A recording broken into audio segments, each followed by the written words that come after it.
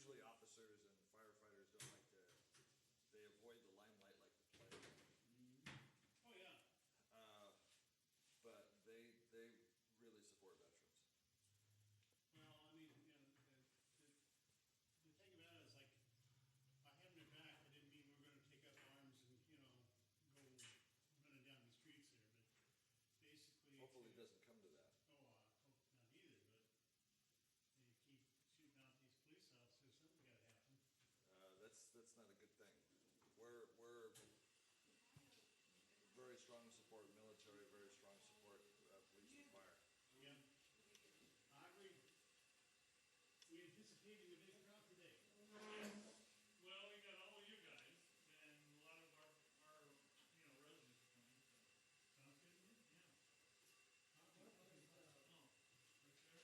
Sounds good to me? Yeah.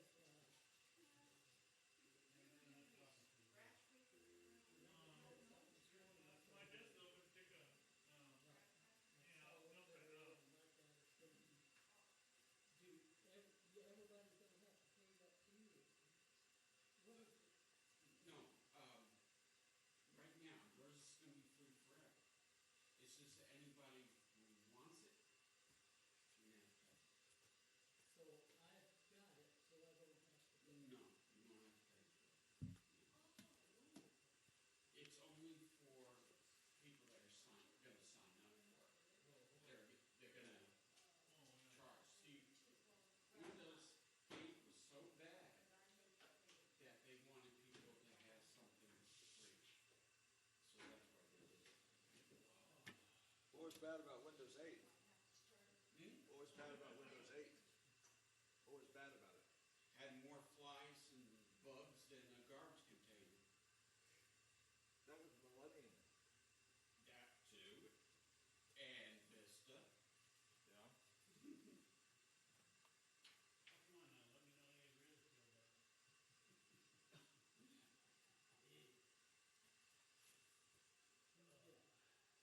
That's why they came out with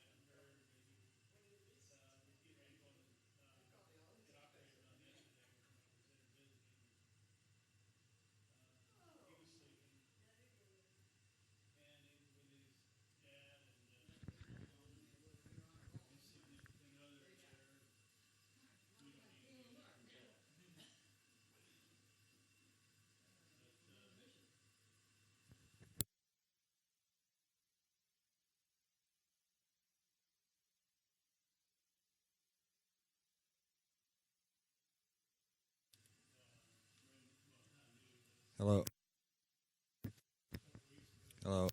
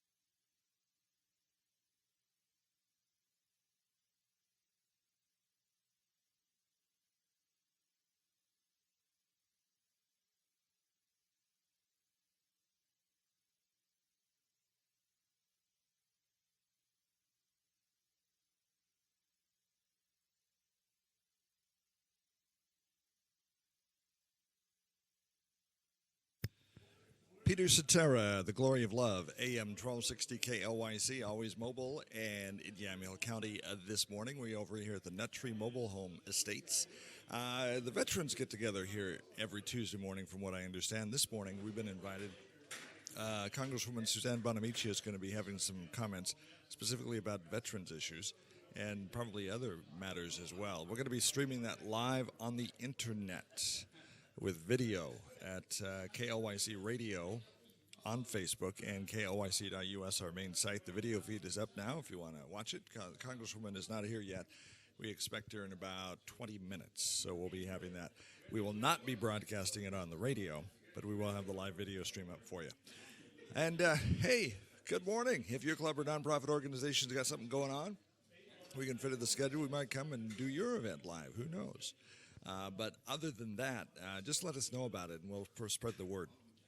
Send it to news@klYC.us. News@klYC.us, and we'll spread the word. Here's Hall & Oates and Rich Girl on the cruise. It is 70 degrees outside, 9/11 on a Tuesday morning.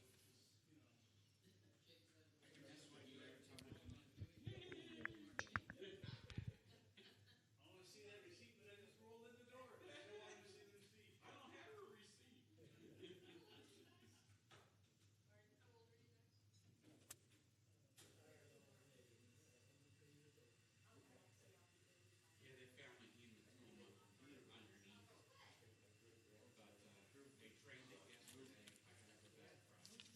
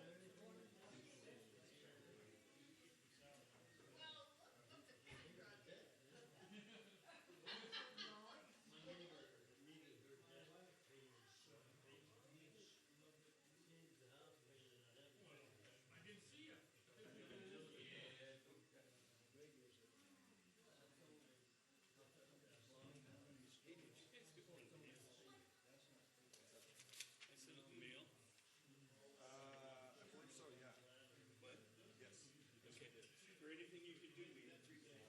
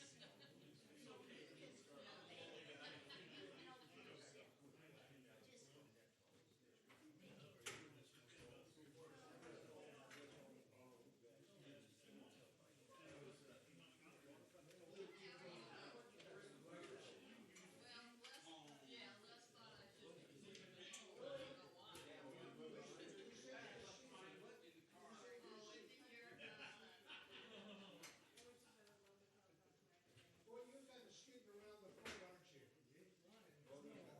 Well, he's not next to the mic and he's facing right at the camera. Give him that.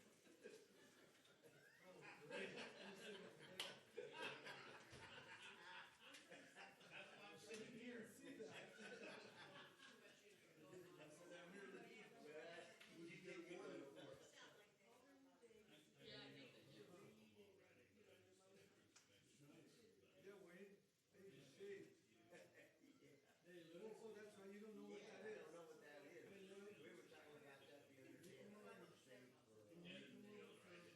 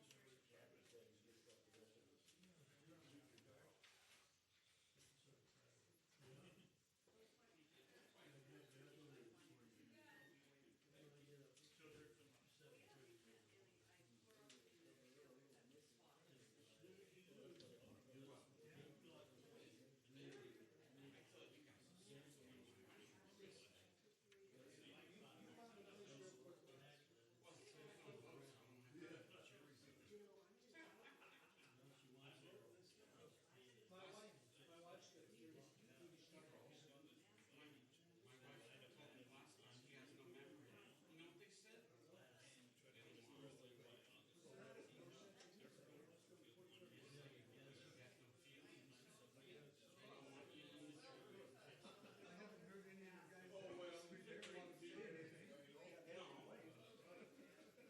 They're happy.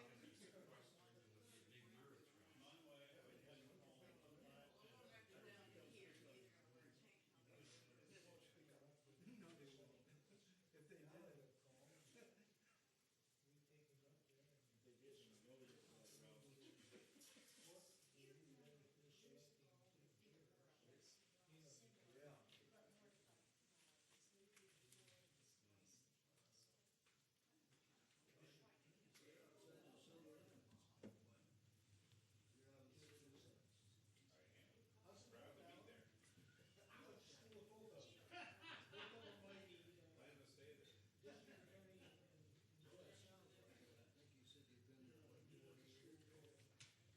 You know, of course, you get dismissed by the, well, of course he did, maybe from the.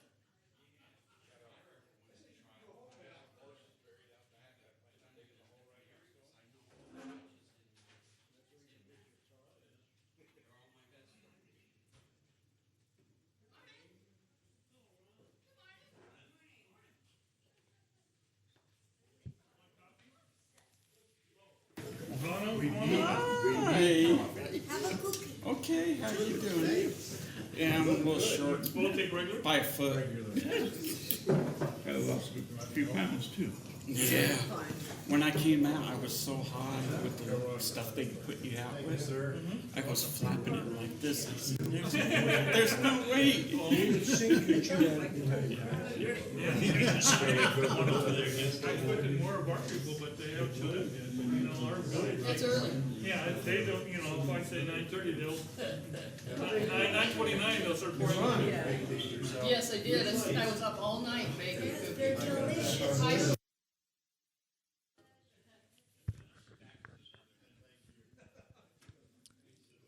Test 1, 2, 3, 4, 5.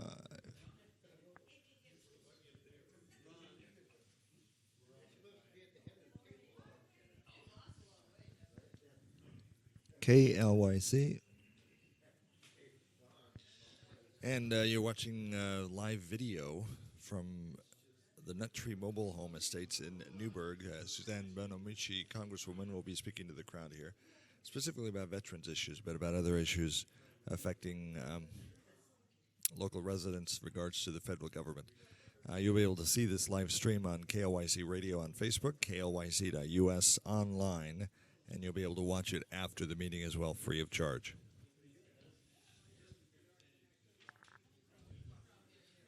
Test 1, 2, 3.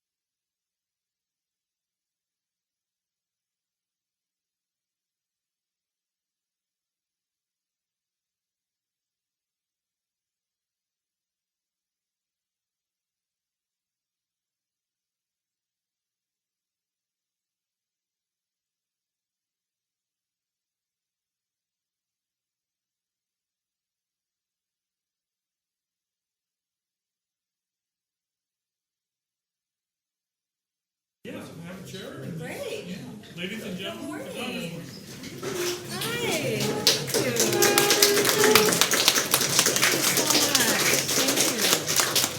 Thank you for having me. I really appreciate the invitation. Thanks for spending part of the morning with us this morning. I brought with me from my office Brian, Maggie, and Allie. Maggie's from my DC office, and Allie and Brian are in my Oregon office. So I couldn't do what I do without my great staff. So thank you again for the opportunity to spend some time with you this morning. I'll do a brief introduction and then talk a little bit about some of the work that I've done as your representative in Congress, but then I really want to have a discussion with you and hear from you.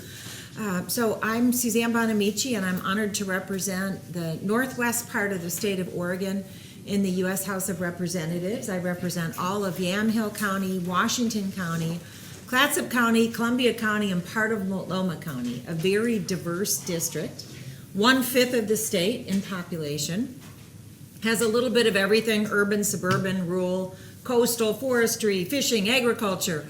And I like the diversity of the district because I am inspired to look at things from all different perspectives. I serve on the Committee on Education and the Workforce and the Committee on Science, Space, and Technology. Both committees that are long-term thinking about how we grow our economy for the future. I came to Congress through the state legislature. I served in our Oregon House and Senate in Salem before joining the U.S. House 4.5 years ago. I really enjoy being here in Oregon. I spend about 2/3 of my time here and about 1/3 of my time in Washington, D.C. And when I'm here in Oregon, I really enjoy getting out and talking with the people I'm honored to represent. Since I've been in Congress, I have to say it has not always been with smooth and without challenges. There's a lot of times where people don't agree on approaches to issues, but I have to say that we have been able to do some good work there and accomplish some things. There's still a lot of work left to be done. On the Education Committee, we did a big rewrite of our federal education policy called No Child Left Behind, which had a lot of problems, and we have a better federal education policy now that focuses more on well-rounded education. We just passed out of our committee the Career and Technical Education bill that helps students with relevant hands-on learning, helps them learn skills that are good for them when they go to college or on to career. And then we also passed the Older Americans Act, which is the important legislation that helps fund senior centers and programs like Meals on Wheels. I know most of you, if not all of you, are veterans. Thank you so much for your service. My father was a Navy veteran. We had, of course, the big rewrite of our veterans policy after the terrible situation in Phoenix. I went to our VA hospital in Portland and had many meetings there with the administration, and then I went around the district and had veterans town hall meetings to hear from veterans about what their concerns are, because I truly believe that every veteran deserves the health care and services, whether they be job services, healthcare, mental health care services that he or she has earned by serving our country. We still have some work to do with access. I have great constituent caseworkers in my office who help veterans with VA issues, but also help with any federal agency, IRS, Medicare, Medicaid, all those things. So they help with specific cases, but in terms of overall policy, we've made some progress, but we still have some work to do in making sure that our veterans' needs are met. Some of the big issues in this region are, of course, transportation. We did pass a 5-year transportation bill that I was able to get in a provision that had a special designation as a high priority corridor for the Newberg Dundee bypass. I know that down here in this area we have a lot more traffic now with people coming down to visit our wineries and the great shops and restaurants, and we need to be able to have our roads accommodate all of the people coming down here, which is good for the economy because they're coming down and buying things and spending money and seeing how great and beautiful our community is down here. So we need to have the infrastructure for that. So that transportation bill was really important. And I was proud to work on that. So again, we've made some progress. You don't always hear about the things that we do when we're working together, but there's still a lot of work to do on behalf of Oregon. So I'm going to stop talking and open it up to discussion with all of you, because I like to hear what's on your mind and answer your questions or hear your concerns about what we're doing in Washington, D.C. and here in Oregon on your behalf. Yes? Well, I've got a question. I was recently to VA hospital on an appointment for air masks for sleeping problems. Mm-hmm. I came into the office where I was supposed to be, and we talked and checked over the equipment, and he had a full face mask sitting on the table. I said, well, I don't use a full face mask. Well, this is what we've got. Now, he says, you'll have to come back later to get what you want. So the request was made about 3 weeks ago by phone call to them and also on the computer for the proper equipment. That hasn't arrived yet. The equipment that I've currently got is older equipment that's been in use for at least 2 years. Now, the appointment was made for an update on the equipment. For some reason, we don't have that in stock and we don't carry it. We have to buy it in open market. And this is what I was told. Well, you know, that gets awful old real quick. Right, right. And I'm still waiting for the proper equipment to do the breathing problem that I have. What I'd like to do is have you talk with Ally, and she'll take, or Brian, and we'll take down your information and follow up on that. But whenever I hear about a specific incident like that, that's just a sign that I know it's happening to other people as well. So we're going to try to follow up on that. I know that there's been quite a bit of turnover at the VA from the director on down. They've been trying to recruit more staff to come and work there, and there are some challenges with that. People getting to the VA and staying at the VA, our doctors and nurses that we need to have there. So I'm going to have you give your information to Ally so we can check on that and follow up. But again, if it's happening to you, it's probably happening to other people There's as well. definitely other people that are involved in that same type of a situation. Right. And Plus, I've got another little tidbit that I really have problems with, and that's when you phone into the VA, they ask you to give your full social security number.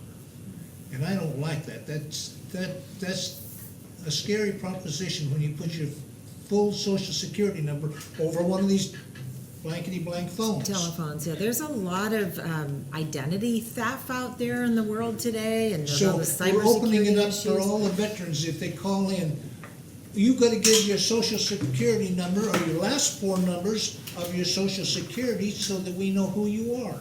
Yeah, you Well, don't have to give anybody the can get a full, hold. just the last four? They were Do they asking want for the the full full? social security number. That would concern me as well. I'm gonna try to figure out if there, I can't see any reason why they need to have your full social security number over the phone. We'll look into that as well. Yes, They sir. do that. When you call in, they have your Full social security number. When you call in, you make an appointment, or try to get them. And that, Last four? I called in this morning. There should be some consistency. Every time I call in, They want your full number. Well, we'll look into that, because there is, like I said, a lot of that identity theft out there. And if I can't see any reason why they need your full social security number, so we'll check bypass into that. that, when you get past that, if you talk to anybody else, then they'll say, usually they'll say they want your last four. Last four. digits. But the person you talked to at first said they wanted your full number. Wow. Yeah, that would concern And while me. I'm talking a little bit, I called in there, or my doctor, I had an appointment, and I went in there, and she says, it was to see a dermatologist. I told her I wanted to see a dermatologist. Well, I had to go see her first. So she says, they don't recommend you seeing one now. And then I said, well, you know, I had cancer in my lip. And this has been a number of years ago. And they cut it out, it was just you. And she said, you need a checkup. And then the other day, I get a call that says, someone, I don't remember who you were, doesn't think that you need to see them. Now, that's not right. Well, it sounds like you're, When my doctor tells me I need to see him, that's what I think I should. it sounds like you're getting inconsistent information, so maybe what we should do is pass out cards so everybody has our contact information. A couple more We things. help you. I go, it's time for new hearing aids, I can't hear with any things I got. So they make me an appointment down in Salem. Mhm. I go down there, they take the impressions and all that. And then it's 2 months later, they had me set up in August to get them. And I went down there for glasses. And when he gets done, he says, you'll get them in the mail in 8 to 10 weeks. Yeah. You'll be up due for another That's pair a by lot the time right you now. get them. Now, something needs to be done with that DA. I agree with it.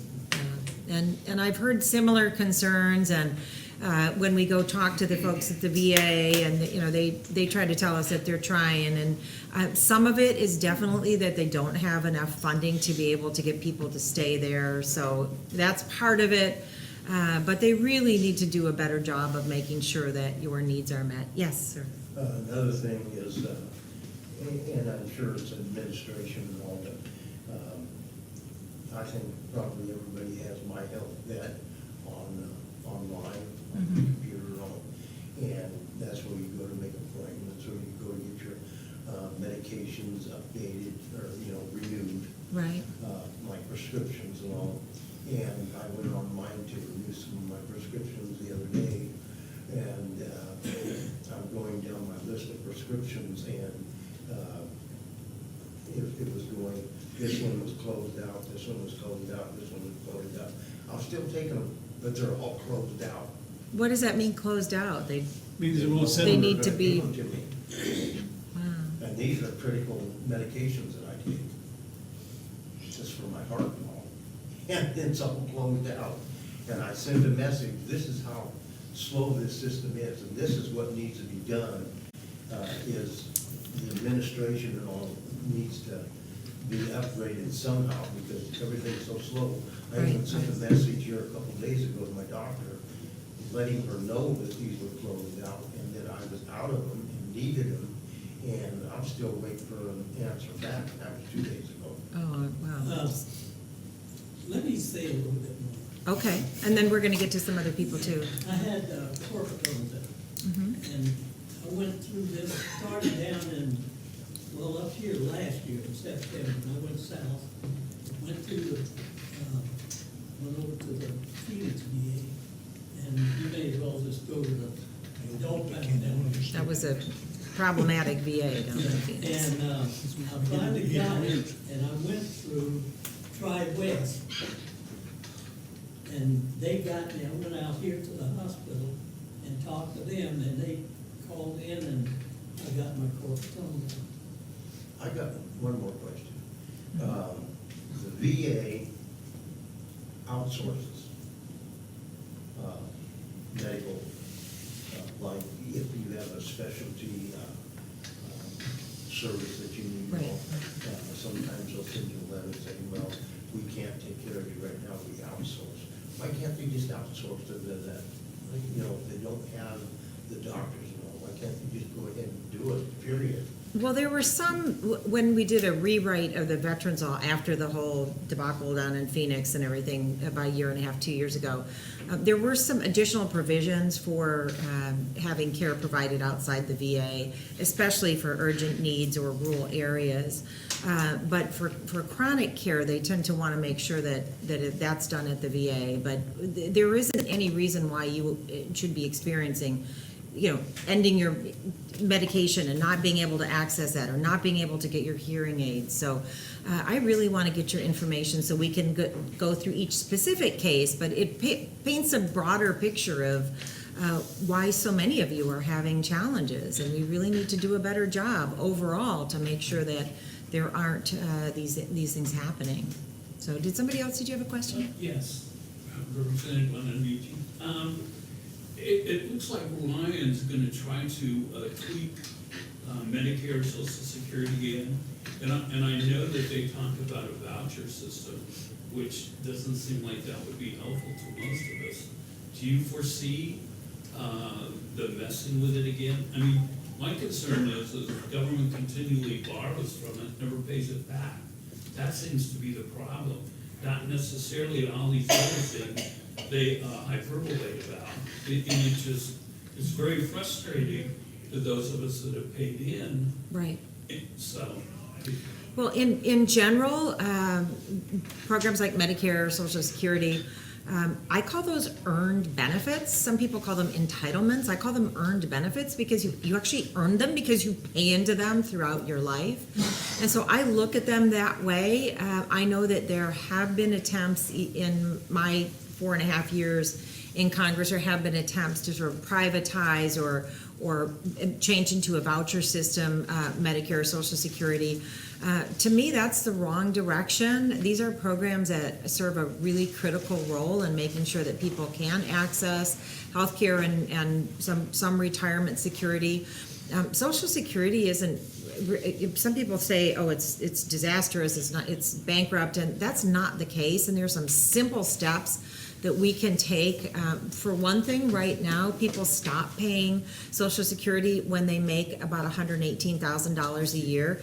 There are many different proposals. You can either raise that cap or eliminate that cap, or there's one proposal where there's a gap between $118,000 and then $400,000, and people making more than $400,000 start paying into it again. There's lots of different ways that we can make sure that Social Security is strong. With regard to Medicare, a lot of that is making sure that healthcare costs are not increasing.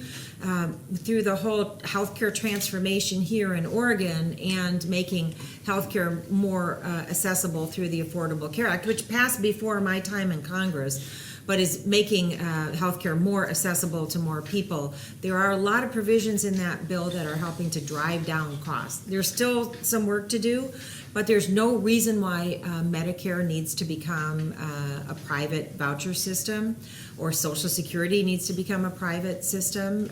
In my opinion, there are other private systems. If somebody wants to get, there's private health insurance and there's private retirement plans, but Medicare and Social Security need to be there. Every day in this country, about 10,000 people turn 65, and people are living longer, and there is a lot of work that we need to do to make sure that people have the ability to age with dignity. Next month I'm celebrating with my mom and stepdad their 88th birthday, and so I know that there's a lot we need to do to make sure seniors can continue to live with dignity, and those programs, Medicare and Social Security, are an important part of doing that. And we're really passed to make sure that we don't have the gaps with people when they age out of, people used to have pensions, and that's not even the case anymore. So we have to have a way for people to have those programs. With regard to what's going to happen, I'm not sure. I would imagine there will be proposals to make big significant changes to those programs. They typically don't go through because people understand the importance of those. And the more we change the dialogue so that it's more, yes, these are earned benefits. These are things that you pay into, and you have earned them. I think we start looking at them in that way and understand how important they are. Yes. Maybe I'm gonna open up a bucket of worms here, but. That's all right. Won't be the first time. I'm one of the casualties of Agent Orange. and there's a few others in here Yeah, that are yeah. of that. One comment that I found regarding Wayne is on the pharmacy issue is that when I've had medication closed out, instead of emailing my doctor, which I've done in the past, I email the pharmacist. And the pharmacist can get things taken care of that day, and the next day my medication's on the way. Just for food for thought there. But I see, more and more people are being affected by Agent Orange. I mean, I brought it home, I have a very mild case of it, but there are people with far worse cases and stuff. And, we have, little things that pop up, like being on waiting lists. I mean, I was on a waiting list for 2 years for a shoulder replacement until they said, well, we're gonna just put it out to OHSU. Well, 3 months later, I had a shoulder replacement, which could have been done Right. if they would have just, stepped up to the plate Before. instead of me having to go in every 3 months for a cortisone shot to ease the pain in my shoulder.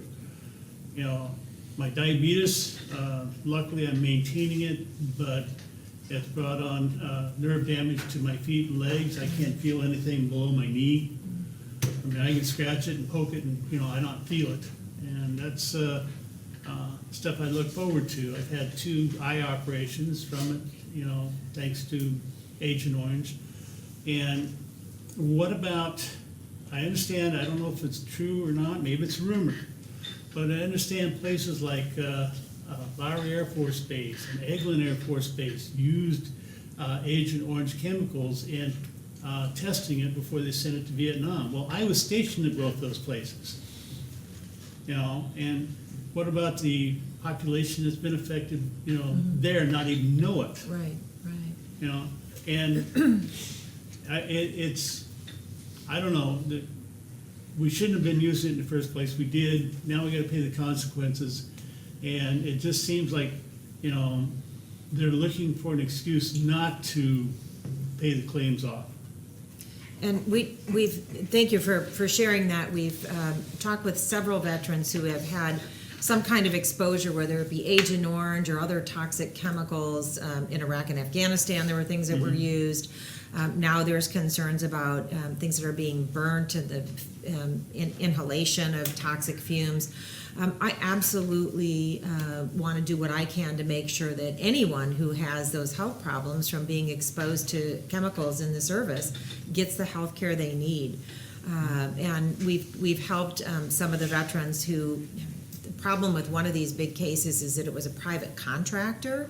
And so the government tried to say, this wasn't us, it was the private contractor, and the private contractor tried to say, well, we're not responsible, the government's responsible. So there was a lot of back and forth on that, and they've been fighting that out in the court system for years, which is really sad, because in the meantime, many people are getting sicker and sicker. So we've done what we can in our office. We've helped other veterans who have had exposure. So again, we'll get your information and see what we can do. The biggest thing that I see is like, we have a gentleman here that had cancer. They declared him 100% disabled.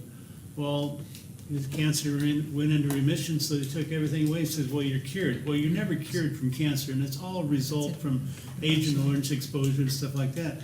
Now, what did he do wrong that all of a sudden, now that he's cured, it took away his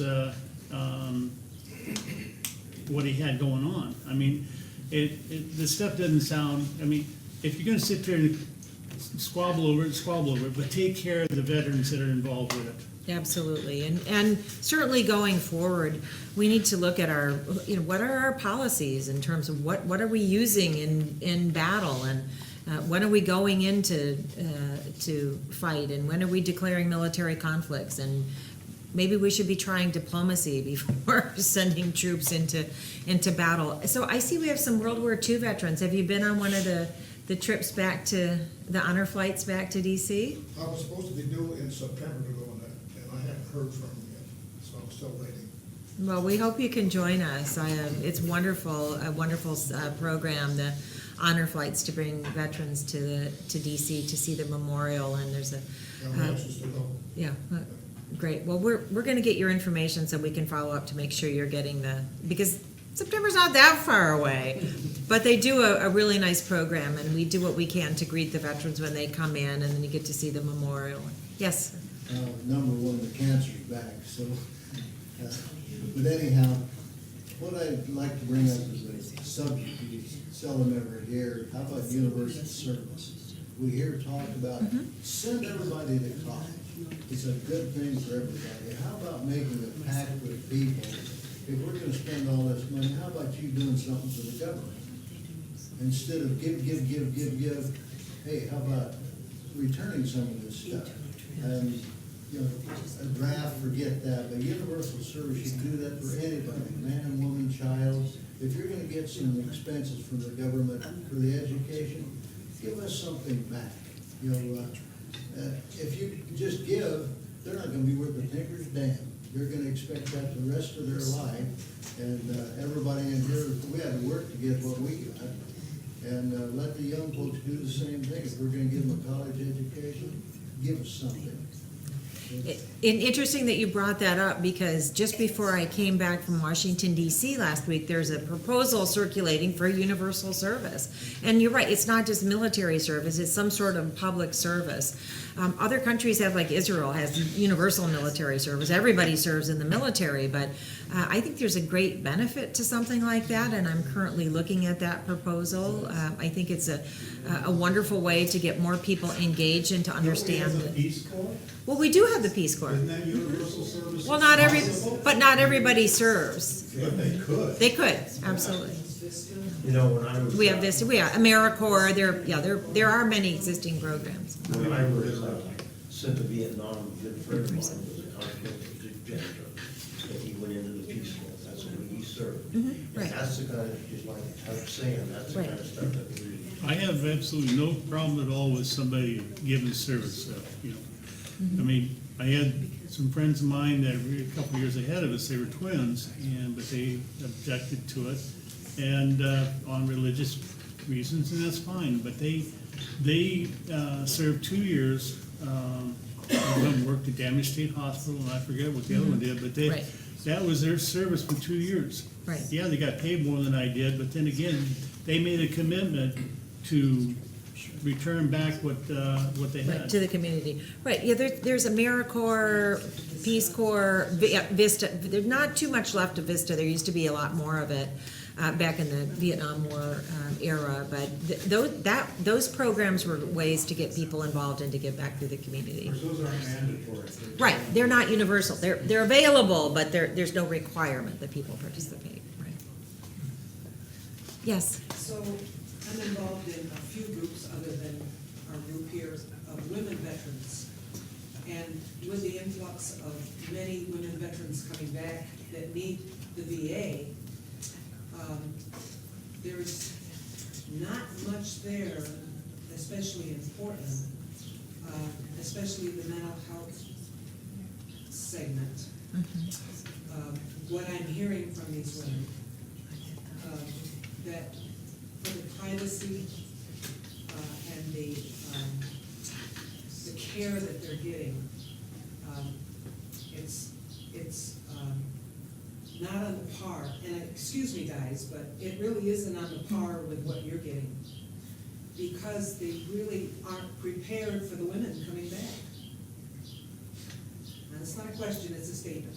It is, I agree No, with it. I appreciate that, and I know when I was there time before last, they did show me there is a women's clinic that they've created there that's designed to meet the needs of women veterans, but I don't know if it's, as you said, Here's me rolling if my eyes. they're, the clinic can be there, but you're saying that the care is not It's what not it on needs to par, be. and they're working on it, but slowly. Well, my I appreciate grandson's aunt served 2 tours in Afghanistan.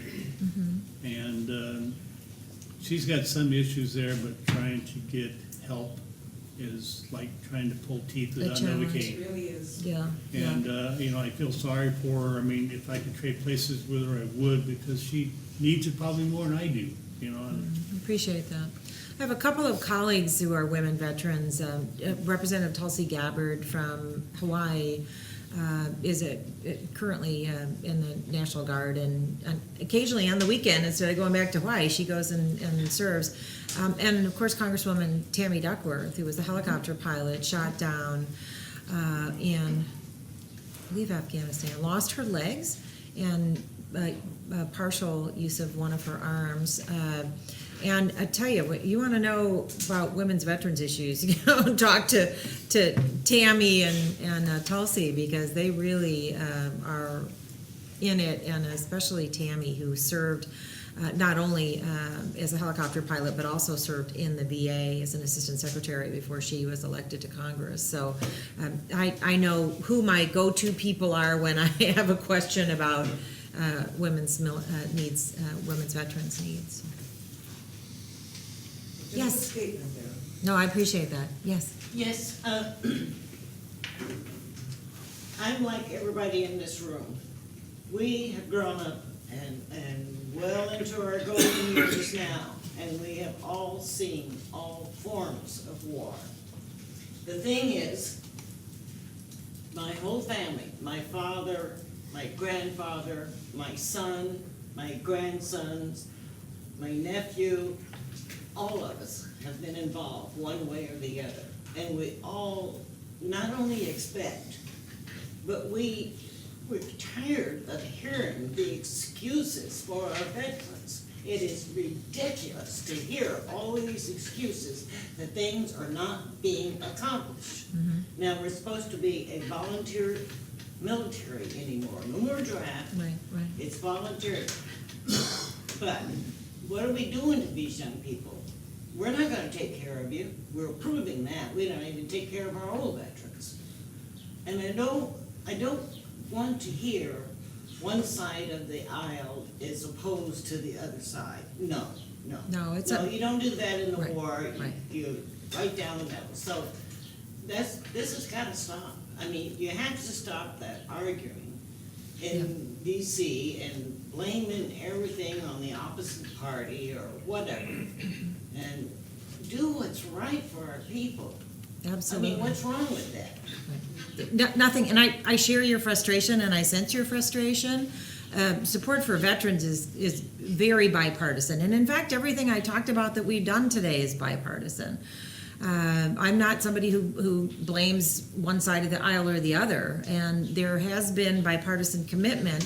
I have to say that there are still challenges, and I wish I didn't have to say that. I wish I could say that we're doing all we can for our veterans, but I know that we aren't. We need more providers, we need better providers, we need expanded access, and we need the funding to do that. And we're in a time now where it's very, very hard to get more funding for anything, including veterans, which is really, really unfortunate. I do have one more comment about education, since you're serving on the same one. Appreciate that. I don't know how many people in here have a college degree, but I would be willing to venture to bet a lot of them have made their careers without a 4-year college degree that the government has loaned them the money to go get. Now, years and years ago, I helped carry a petition to get the community colleges on the ballot so we could approve those. And because there's some of the high schools, Benson High School in Portland used to be a school for boys, and a lot of them came out of there with a trade. Right. Well, we eliminated that long since. But the community colleges can also be a preparation if they want to go on to college, or they have a career they've selected that requires the 4 years of college. But if they have a career that they want to get into, they should be able to get the training, on-the-job training, which doesn't happen hardly anymore, not unless it's family. The plumber has a son who wants to be a plumber, and he learns from his dad. That sort of thing is not occurring anymore. We have taught these kids from day one that you have to have a college education in order to make a decent living. Now, it makes no difference if you have a 4-year degree in home economics, or if you have a 4-year degree in popular music, and then they got to apply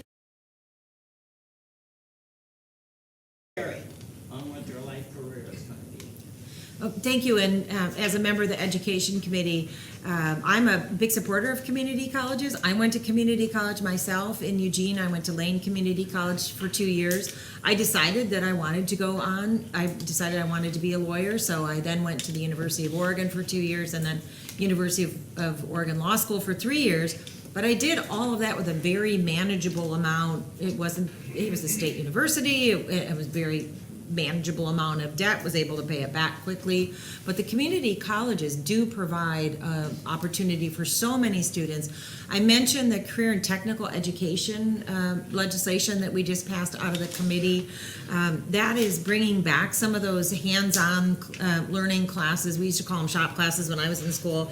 Bringing more of those back and making sure that students have the opportunity to learn a wide variety of skills and trades.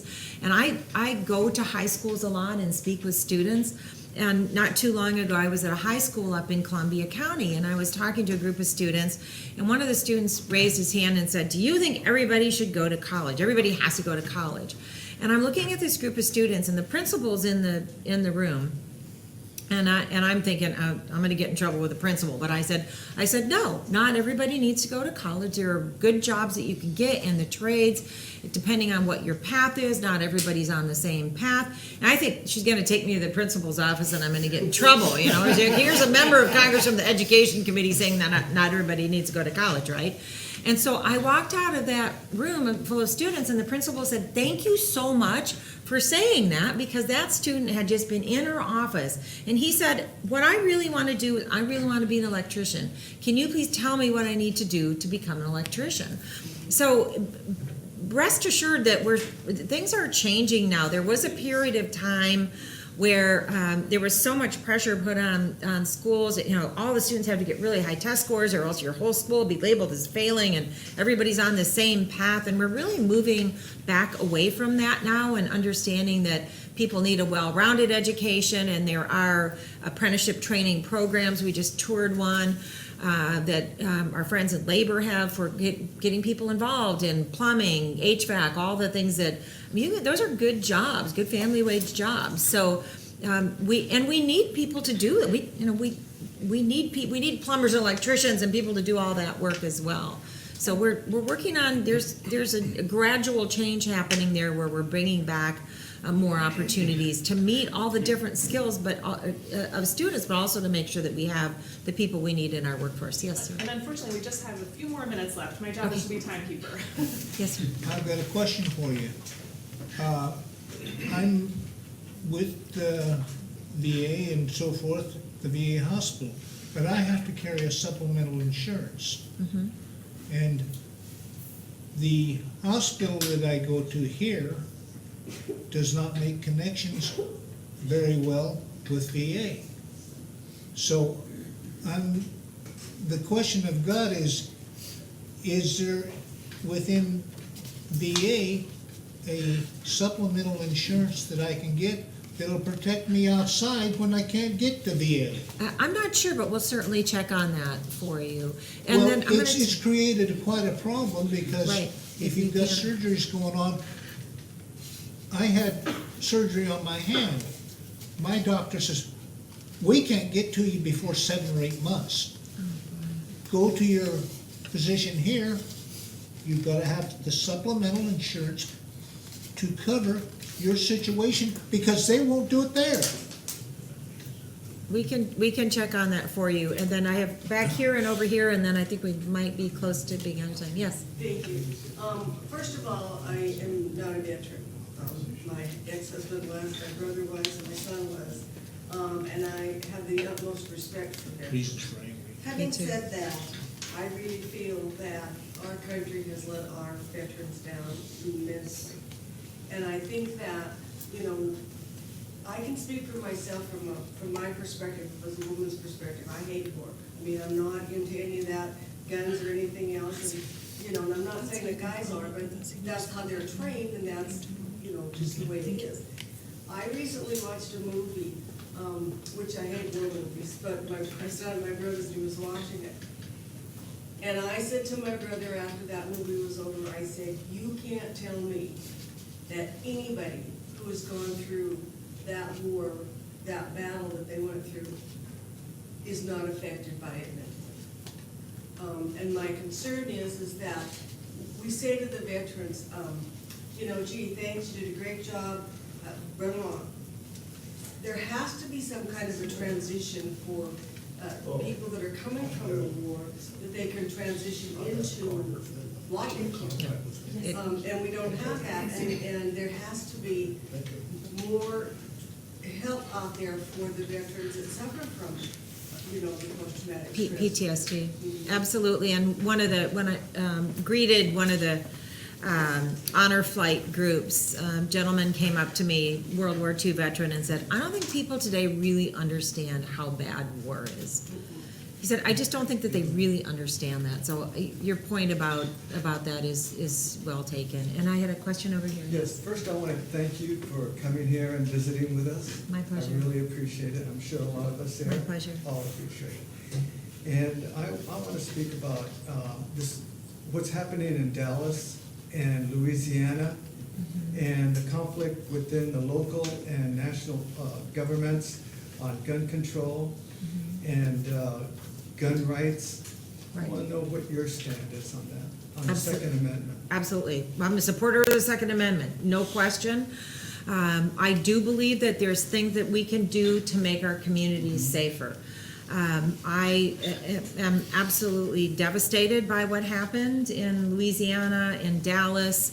I'm also devastated by all the tension that is created with certain groups being targeted by law enforcement, and we need to have much more understanding community policing, training, conflict resolution, but we also need to do what we can to make our community safer. Oregon has background checks before somebody buys a gun.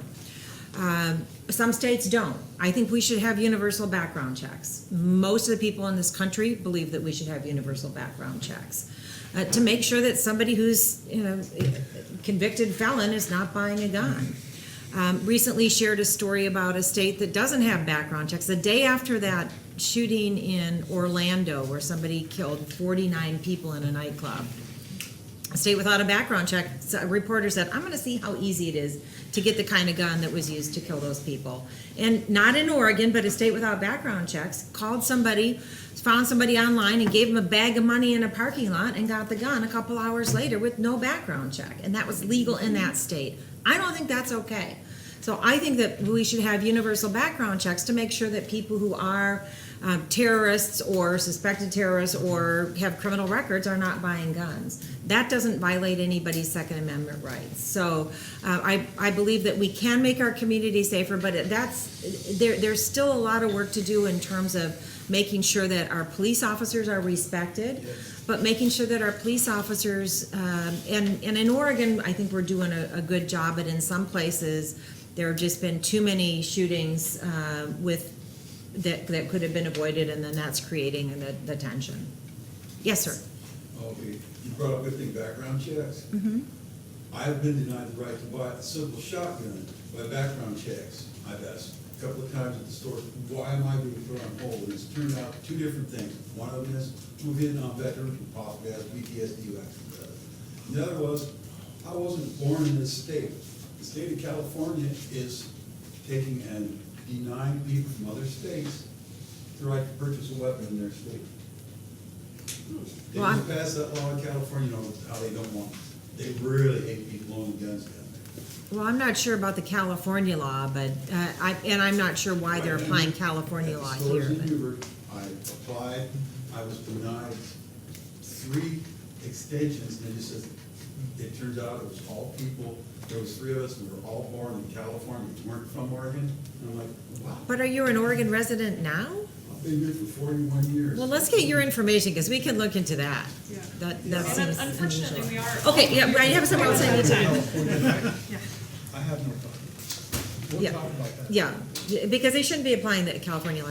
Well, thank you again for the opportunity to be with you. And if you did not get contact information, please let us know. I can leave some cards up here with my office number and email and everything. So thank you. Thank you again. so much. We appreciate you taking the time. I appreciate it. Thank you so much.